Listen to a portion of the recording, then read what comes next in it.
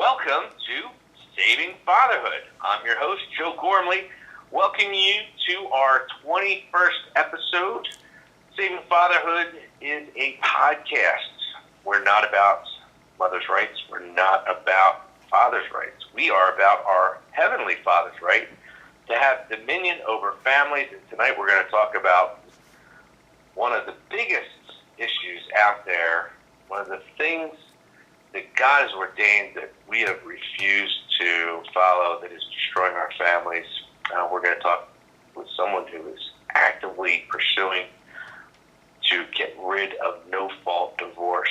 Just another guy out there who's been burnt by the system, who's fighting the good fight. Welcome to Saving Fatherhood, Mr. Jeff Morgan. How are you tonight, sir? I'm doing great. Thank you so much, Joe. Thanks so much for having me on. Man, I've been looking forward to this because this is one of these topics, and this is one of these topics that's very hard to talk to folks about, even within family court reform movement, because everyone wants to just move on from this part, right? People are so busy fighting to get custody of their kids. They're fighting to survive sometimes because they've been so brutalized by the system financially, or brutalized, with how little access they have to their children, or brutalized in other ways, and they don't want to go back to the beginning. You've decided to go back to the beginning. What's inspiring you? First, let me tell you a little bit about myself, just so that we have that as a background. Sure. My name is Jeff Morgan, as you know. I'm from Pennsylvania. And Joe, I became a Christian in high school. And the interesting thing about becoming a Christian is that, it was actually a divorce with my parents that really caused me to seek something different in life. I had been, it was just one of those things that I did not know what was going on. And I think that God used the divorce of my parents, as painful as it was, to help me find Christ. And after that, I was in a church that was very actively involved as far as in evangelism, discipleship, doing things around the city. But when I was praying, I had a heart for missions. And I felt like God one time told me, I'd been praying for missionaries, and he said, well, you can't answer your prayers unless you're willing to go. Well, I didn't know I was allowed to go. And then I said, okay, why can't I go? And so I went to Bible college to become a missionary. And while I was up at Bible college, I met my wife at the time. And after we got married, after Bible college, I went in the Army for a stint, did 4 years there, came back out, went to seminary, became an assistant pastor. Eventually, we were missionaries. We made it to the Middle East as missionaries in the country of Jordan from 1999 to 2004. Well, we came back in 2004. There were things in the country that I saw that I was a little bit concerned about, especially, you've got 3 kids and you're seeing things going on, and nobody was there to tell me how to help me navigate through some of these things. There were times, Joe, that I really wanted to pick up a weapon rather than be there to preach the gospel, and I figured at that point I probably needed to come back. So I did come back, had to start life over again in a sense. It was a rough time, but still was actively involved in the fight. In 2012, I got involved in the Santorum campaign. So I was one of the leading grassroots agents for that, and was given credit for winning a couple of states for him. That was the highlight of my life up until that point. And I'll stop right there, that's just a little bit about me first. Well,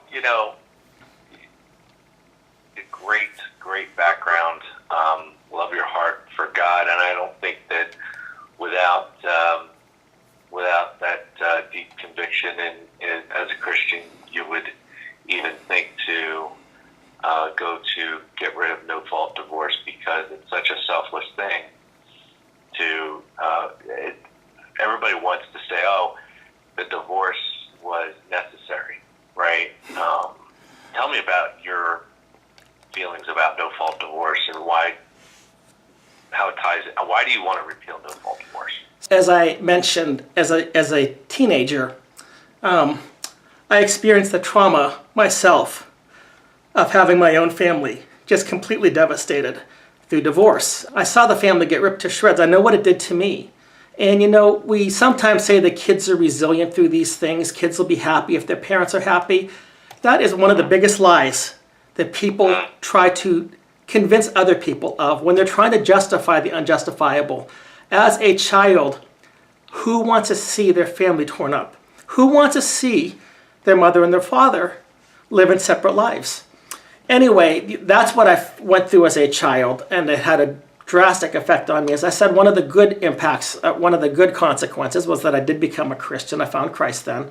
But then later on, after going through all of this stuff, missionary work, seminary, Bible college, stuff like that, in 2012, right after Rick had dropped out of the campaign, within a week or two, I found myself being served with divorce papers.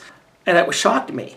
Now, I'm not going to say that my wife and I were not having some difficulties at the time, but divorce never should have happened. And I think what I found, Joe, for me is that I found out that there was no defense permitted or allowed. I thought, had I been accused of being a murderer or a rapist, at least I would have been presumed innocent, and I would have been given an opportunity to offer a defense.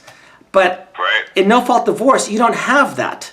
And I found out that in Texas, the state can mandate a divorce in as little as 61 days. You file 60 and wait 60 days, 61 days, the judge can say you're divorced. And to be honest, Joe, I'm sorry? 61 days in Texas? Yes, 61 days in Texas. And I'll get back to that a little bit later on, but I know that in other states, some states it's 6 months, some states it's a year, some states it's even 2 years. What happens is you extend the time frame. There is a correlation between a longer time waiting period and people reconciling their marriage and a lower divorce rate. In 61 days is nothing. It's unreasonable to expect any type of reconciliation. And usually what happens, Joe, the person who's being served papers when he or she does not want the divorce is at a disadvantage. The other person's lawyered up, the other person's thought through strategy. The person who's being served divorce papers, in a sense, becomes a victim of the whole system. And with our divorce, Joe, I felt that ours at the time was one of the most preventable divorces in the history of Texas. It never should have happened. Nobody believed it should have happened, but that's what happened. So, well, and I think, and I would just want to share with the audience, one of the things that Jeff's done, as he's not just he's a guy that's working very hard to get no-fault divorce repealed, and he's doing a great job with that. But he also has this YouTube channel that you should take a look at, and it's we'll have a link in the show notes to his YouTube channel. But Jeff, I saw one of your YouTube channels where you're talking about how the court always talks about the best interest of the child, and the best interest of the child should be to protect the protect the marriage. Right? Absolutely. And what business does the government even have in marriage if it's not to protect children? Right. If it's not to protect their citizens that are unable to protect themselves, then they shouldn't even be involved in marriage at all. And they're certainly not doing that when they have no-fault divorce. So why else? Why should we get rid of the no-fault divorce? Well, let me just piggyback on what you just mentioned about the best interest of the children. It's very interesting. The American Academy of Pediatricians has actually put out a position statement to say that it should be the duty of the state to help protect marriages because of the devastation that happens to children. And this whole idea that children are going to be happy, children will be fine, children are resilient. If the parents are happy, the kids are happy, that is just a lie. And the people who promote that often are the divorce attorneys. Why is that? Because they profit off of making money. And Absolutely. The way they make the money is to, maybe if we can get a little conflict going, we make our money and then we pretend to act like we're acting in the best interest of the children. The best interest of the children in almost every single case, and I'm not going to say every case, but in almost every single case, is to be raised in an intact family with his or her natural father and mother, period. So shared parenting, I believe in shared parenting. I believe in 100-100 shared parenting. Because the best interest of the children in almost every instance is to be raised in an intact home with his or her mother and father, period. So you can never govern anything. could never make any law if you were to take and, that 1 out of 100 times that it's not in the best interest of the child to be with both parents. You can never, if you always were concerned with making a perfect law, you couldn't have any laws. Right. Right. No such thing. And that's a very good point, because people have asked me about that. What about this case? What about that case? I said, you cannot legislate every case. And the idea as far as legislating is to say, how do we help promote public policy? Because our public policy really is to have children raised in intact families. So why are our family courts working against public policy? Why are our family courts and these divorce attorneys profiting off of destroying relationships? Our Attorney General, when he collects child support, we know about the Title IV defunding and everything, he makes money for the state of Texas. Well, you know what? And then the people who maybe can't pay, they're called deadbeats or something. The people who want to support their children are the ones that should be actively involved in their lives. Supporting a child is more than giving money. It's being actively involved in their lives. And again, I still say that the best shared parenting is 100 shared parenting. As a man and a woman, a mother and a father, they have different ways of providing love and discipline for their children. You don't want every father to act like a mother. You don't want every mother to act like a father. There needs to be these differences. The children need to see both part of that. And the reality is, Joe, that many of our social maladies today are directly related to the breakdown of the family. And I would even say, in many instances, the unnecessary breakdown of the family. Which, going back to what I was talking about, my own divorce, I thought never should have happened. And yet because... Okay, so what I mean is, first off, you could say, was there a cause? Ryan Anderson once said that in every marriage over 1 week old, there is cause for divorce. If you really want to look for a cause for divorce, you can find a cause for divorce. You marry another person who is as big of a sinner as you are. Or maybe you're the bigger sinner. It doesn't make a difference. You have two sinners, two selfish people, sometimes two stubborn people that get married. But when you make a vow before God, you're telling God that you are here in the long run to love this person. Yes, we're going to have our conflicts. You've entered into a contract, even with the state, that we are going to be this family. That's why the state changes your legal status. Your legal status gets changed from single to married. The state, you have to apply for a marriage license. The state recognizes this as a big deal. So, the state should be behind supporting these types of marriages. But as I mentioned in my own case, I thought that our divorce was extremely needless. We had been going through some struggles. I think every marriage does go through some struggles. You read that many times people who stick out the struggles, they find out within a couple of years things are better than they ever were before. It's the struggles that help us to grow sometime. But to go back, look, there was cause. My ex-wife actually expected me to file divorce against her. And there was a time, Joe, that I considered doing so. I went so far as downloading papers. And when I was filling out the papers, I said, my God, what am I doing? I'm going to destroy my family. This can be resolved. For me, going through that process a little bit, I'm like, I was cringed back in horror that I was even thinking about it. Then a year later, I find out, she files for divorce against me. She told her attorney that she was at fault for the whole divorce, and the attorney tells me, Mr. Morgan, you're getting a divorce and there's nothing you can do about it.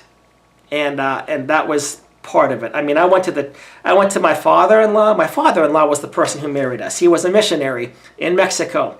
And I even flew him up from Mexico to help because I thought my ex-wife listened to her father. And he was useless, absolutely useless. He actually knew what was going on, and it was a miserable failure on his part. But it gets worse after that. I went to the church. The church was useless. Here are two people, Joe. You think the pastor who married you, the pastor who has grandchildren involved, children involved, should be wanting to see this thing resolved. And then I find out he and his wife found a way to profit off of the divorce. And I was appalled over their actions. But the church itself was useless. I went to the pastor, and afterwards the pastor apologized to me. He said, we should have done more. But you're going to a church, and your ex-wife has now becoming a part of Vacation Bible School. And I said, why didn't you tell her, we're sorry, but you're sinning? We're not going to let you do this. Would you let and I'm not speaking, for anybody who may be listening who does not have the same beliefs that we do, but in a Christian church, usually the same-sex lifestyle is considered sinful. And many churches say we will not have same-sex people, homosexuals or lesbians, teaching in our church. But they will allow a divorced person or a person who is in the process of getting divorced teach or be a part of something. It made no sense to me. I thought that had the church actually stood firm on a biblical position, that the marriage would have been saved. So I think the church failed people. Go ahead. I just want to stop you because I want to ask you a question. Absolutely. Just to clarify, there are biblical positions for divorce. There are biblical grounds for divorce. There are non-biblical grounds for divorce. So, are you saying that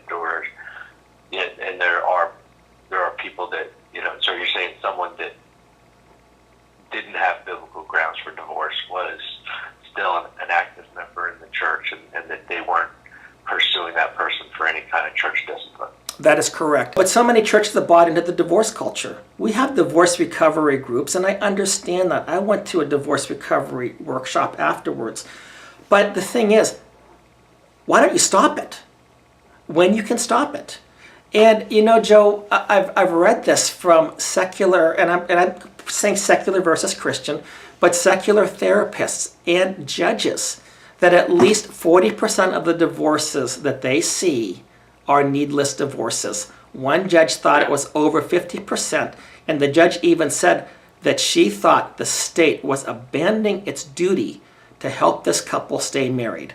And, they're tragedies. They are needless tragedies that take place. And divorce has consequences. It has consequences on the individual. It has consequences on the children. It has consequences on the grandchildren. Because these things become, transgenerational, and it has consequences on your friends. It has consequences on everything.